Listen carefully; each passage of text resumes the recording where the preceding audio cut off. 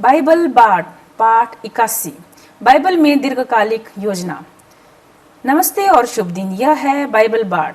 एक बाढ़ वो होता है जो पारंपरिक ग्रंथों को सुनाने वाला कहानीकार होता है, विशेषकर उन परंपराओं से जो मौखिक परंपरा से जुड़ी होती है। मैं यहाँ बाइबल के साहित्य में यह बताने के लिए हूँ कि परमेश्वर कौन है और मनुष्य कौन है। आज हम जिस विषय पर हैं वह है दीर्घकालिक योजना, एक अमेरिकी कहावत जो उन योजनाओं को दर्शाती है जिनमें सफलता प्राप्त करने के लिए धैर्य और समय की आवश्यकता होती है। हमारे संसार में कई लोग हैं जिनके जीवन में कुछ अच्छा नहीं होता।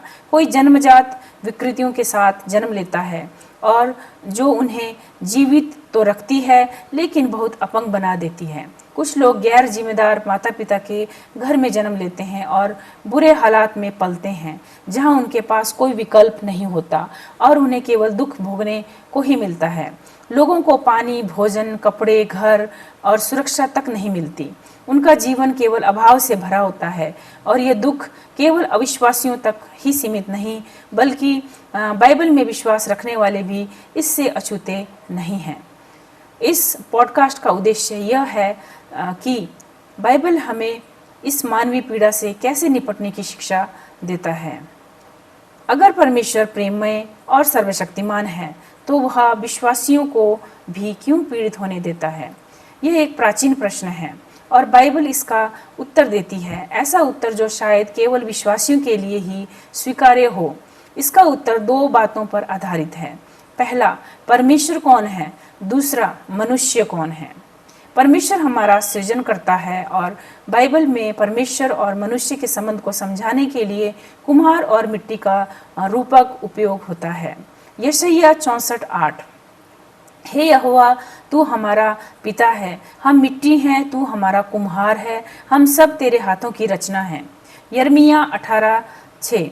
क्या मैं हे इज़राइल पर तुम्हारे साथ वैसा ही नहीं कर सकता जैसा यह कुम्हार करता है? यहोवा की वाणी जैसे मिट्टी कुम्हार के हाथ में होती है, वैसे ही तुम मेरे हाथ में हो। परमेश्वर अनंत है, वह समय से परे है। वह एक ही दृष्टि में पृथ्वी का संपूर्ण इतिहास देख सकता है। वह न केवल वह देखता है जो हमारी आंखें देख सकती हैं, बल्कि गामा किरणें, एक्सरे, अवरक्त, रेडियो तरंगे भी वह देख सकता है। वह सूर्य का भीतरी भाग वर्तमान समय में देख सकता है। वह ब्रह्मांड की ध्वनियां सुन सकता है, संगीत जो ग्रहों की गति से उत्पन्न होता है। मनुष्य के लिए अंतरिक्ष एक निर्वात है जहां ध्वनि की कोई तरंग नहीं चलती, लेकिन परमेश्वर को सुनने के लिए तरंगों की आवश्यकता नहीं है। बाइबल के अनुसार, विशेष रूप से उसकी सत्ता के कारण, सबसे पहली लिखित पुस्तक में अय्यूब 2:10 अय्यूब कहता है, क्या हम परमेश्वर से केवल भला ही लें और बुरा ना लें?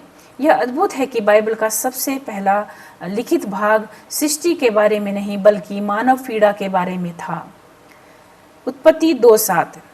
तब यहोवा परमेश्वर ने मिट्टी से मनुष्य को रचा और उसके नथनों में जीवन का श्वास फूंका और मनुष्य जीवित प्राणी बन गया। यह रूपक हमें यह समझाने में मदद करता है कि परमेश्वर ने मनुष्य के शरीर को बनाया, लेकिन उसमें जीवन का कुछ डालने के बाद ही वह व्यक्ति बना। यह केवल हवा नहीं थी, यह जीवन का श्वास था जिससे शरीर ने आंखें खोली, सांस ली और जीवित हुआ। उत्पत्ति 2:21-22। तब यहोवा परमेश्वर ने उस मनुष्य पर गहरी नींद ला दी और जब वो सो रहा था तब उसने उसकी एक पसली निकाल ली और उसकी जगह में मांस भर दिया और उस पसली से यहोवा परमेश्वर ने एक स्त्री को बनाया और उसे मनुष्य के पास ले आया।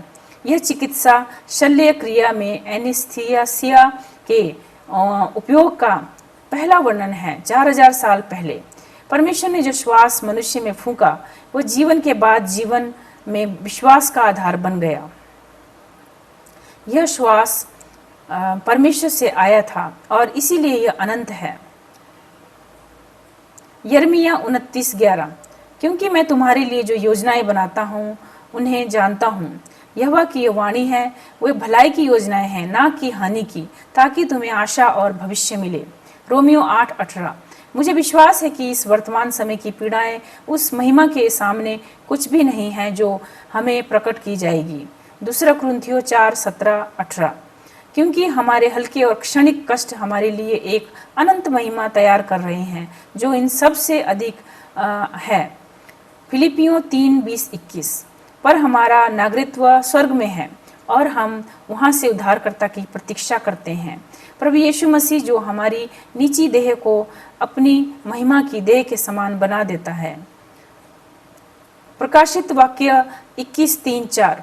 और मैंने सिंहासन से एक बड़ा शब्द सुना, देखो परमेश्वर का निवास स्थान अब मनुष्य के बीच में है, वह उनके साथ रहेगा और वे उसके लोग होंगे। वह उनकी आंखों के हर आंसू को पोंछ देगा। मृत्यु नहीं रहेगी, ना शोक, ना विलाप, ना पीड़ा, क्योंकि पुरानी बातें जाती रही हैं। कुछ आलोचकों ने इन बाइबल की प्रतिज्ञाओं को मरणोपरांत मिलने वाला झूठा आश्वासन कहा है, जैसे कि जो हिल के 1911 के गीत the preacher and the slave में है। तुम स्वर्ग में पाई खाओगे, बस यहाँ घास पर जीते जाओ, काम करो, प्रार्थना करो और जीते रहो, मरने के बाद तुम्हें पाई मिलेगी। यह झूठ है, लेकिन आलोचना बाइबल की सच्चाई को खारिज नहीं करती। बाइबल परमेश्वर की पहचान और मनुष्य की पहचान पर आधारित एक दीर्घ दृष्टिकोण प्रस्तुत करती है। ईसाइयों ने ही विद्यालयों, अस्पतालों, अनाथालयों और मिशनों की स्थापना की है। 17वीं और 18वीं शताब्दी में पश्चिम में मानवीयता और धर्मनिरपेक्षता के उदय से बहुत पहले ईसाई संस्थाओं ने समाज के वंचित वर्गों की मदद की है। यशायाह 1:17। अच्छा करना सीखो, न्याय चाहो, अत्याचारियों का न्याय करो, अनाथों के लिए न्याय करो, विधवाओं की पैरवी करो। जकरिया 7:9-10। सर्वशक्तिमान यहोवा ने कहा, सच्चा न्याय करो, एक दूसरे पर करुणा और दया दिखाओ, विधवा, अनाथ, परदेसी या गरीब को ना सताओ। याकूब 1:27। शुद्ध और निष्कलंक धर्म यह है कि अनाथों और विधवाओं की उनकी संकट की घड़ी में सहायता की जाए और अपने आप को संसार से दूषित न रखा जाए। पहला यूहन्ना 3:17। यदि किसी के पास सांसारिक वस्तु हो और वह अपने भाई की आवश्यकता देखे पर दया ना करे, तो उस मनुष्य में परमेश्वर का प्रेम कैसे हो सकता है। सारांश, बाइबल का दीर्घकालिक दृष्टिकोण आलोचना के बावजूद संतुलित है। यह न केवल वर्तमान जीवन की कठिनाइयों को संबोधित करता है, बल्कि यह भी प्रतिज्ञा करता है कि परमेश्वर की योजना अंततः हर पीड़ा को समाप्त कर देगी। यीशु ने सिखाया कि एक व्यक्ति परमेश्वर की दृष्टि में समस्त भौतिक सृष्टि से अधिक मूल्यवान है, और यह भी कि हम सब पूरी तरह से परमेश्वर पर निर्भर हैं, यहाँ तक कि अपनी अगली सांस के लिए भी। निष्कर्ष, बाइबल बार्ड इसी तरह कार्य करता है। संक्षिप्त, केंद्रित और बाइबल की वास्तविक शिक्षा पर आधारित यह पॉडकास्ट सूचनात्मक है, किसी धर्म में परिवर्तन का उद्देश्य नहीं है। आप स्वयं निर्णय लें कि आप बाइबल की बातों से सहमत हैं या नहीं। समर्थन करें। बाइबल बार्ड पॉडकास्ट को पैट्रियन और GoFundMe के माध्यम से समर्थन दें। बाइबल बार्ड व्यक्तिगत रूप से कोई वेतन नहीं लेता। अपने प्रश्न और सुझाव हमें भेजें BibleBard US@gmail.com पर। Social media connection: Amazon music, Facebook, Instagram, iTunes, Rumble, SoundCloud, Spotify, TikTok, Tumblr, Twitter, YouTube. धन्यवाद। आपका दिन शुभ रहे।